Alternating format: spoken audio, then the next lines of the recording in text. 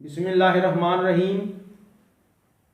अवामी शायर लाला नज़ीर अहमद साजिद एक नज़म लैके हाज़र है कि फिरकियां पिछे लग के होया बाई तो बाई जुदा बाई।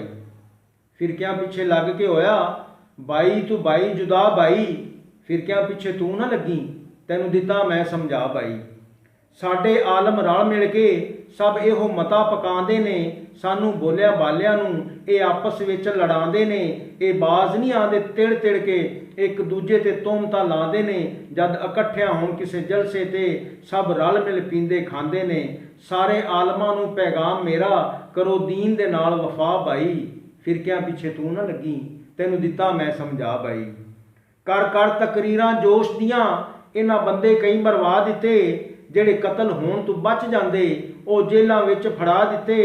आप बनते मुहिब रसूल भाईओ दूजे गुस्ताख करार सुना दिते।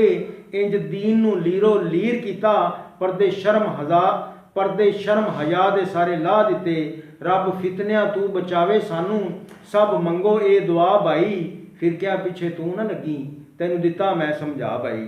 दीन दी रस्सी सारे पकड़ो है इशारा वल कुरान मियाँ वातासिमू बिहबलिल्लाह वल कीता कर कदी ध्यान मियाँ। आपस विच फिरके ना बनाओ फरमाया ए रब रहमान मियाँ। 80 कोड़े वजणगे जे लाया एक वारी बहुतान मियाँ।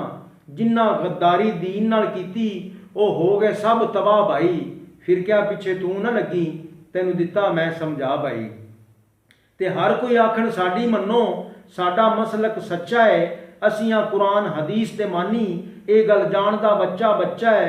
वो समझ नहीं आती किंदी मनीए केड़ा बुरा या अच्छा है। जेड़े फिरकियां दी गल ना करन ओदे कर इरादा तो पक्का है। साजिद इन्हां पेट दी खातर लिया अपना अपना दीन बना भाई। फिरकियां पिछे तू ना लगी तैनू दिता मैं समझा भाई।